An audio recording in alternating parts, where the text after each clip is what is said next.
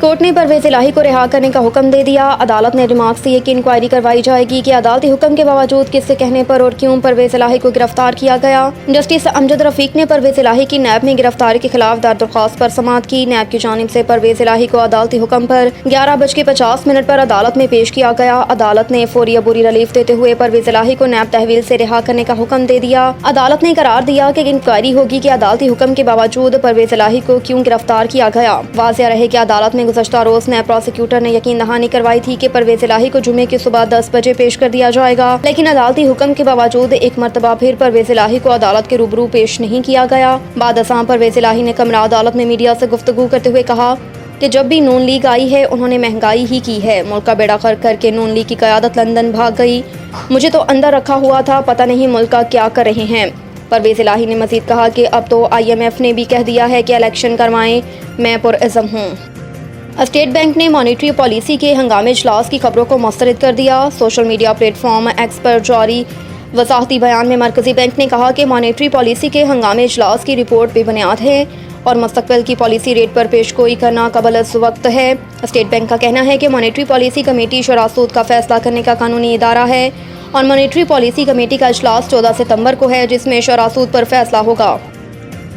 निगरान वज़ीर आज़म ने टैक्सों के नाहमवार निज़ाम को बिजली के ज़ायद बिलों की वजह करार दे दिया। एक बयान में अनवारुल हक काकड़ ने कहा कि निगरान काबीना में बेहतर लोगों का इंतखाब किया गया।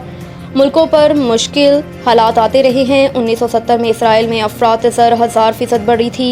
उन्होंने कहा कि मौशी मसाइल के हल के लिए निगरान हुकूमत कोशां हैं और इस ज़मन में खसूसी सरमायाकारी सहूलत कौंसल का मकसद सरमायाकारी को फ़रोग देना है।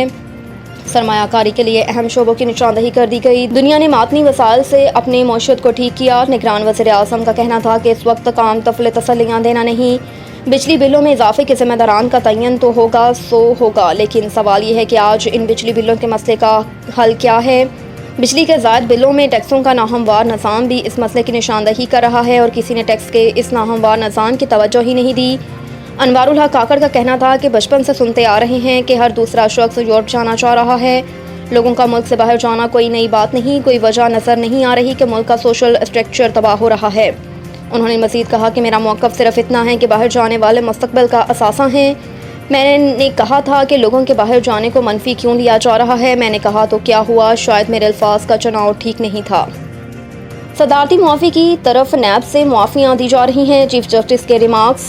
चीफ जस्टिस की सरबराही में कायम 3 रुकनी खसूसी बेंच ने नैब तरामीम के खिलाफ दरख्वास्त पर समाअत की। समाअत शुरू हुई तो चीफ जस्टिस ने चेयरमैन PTI के वकील से मुकालमा करते हुए कहा कि ख्वाजा हारिस से इजाज़त हो तो मखदूम अली खान से एक बात पूछूं।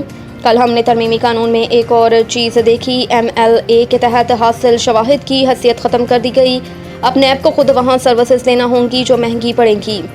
चीफ जस्टिस ने रिमार्क्स दिए कि आपने कल कहा था कि MLA के अलावा भी बैरून मुल्क से जायदादों की रिपोर्ट आई है, लेकिन कानून में तो इस जरिए से हासिल शवाहिद काबिल कबूल ही नहीं। नैब तरामीम के जरिए बैन अल-अक़वामी कानूनी मदद के जरिए मिलने वाले शवाहिद काबिल कबूल नहीं रहे। मखदूम अली खान ने कहा कि FPR को बैरून ममालिक से असासों की तफसीलात मौसूल हो जाती है। चीफ जस्टिस ने रिमार्क्स दिए कि FPR को मिलने वाली मालूमात बतौर सबूत इस्तेमाल नहीं हो सकती।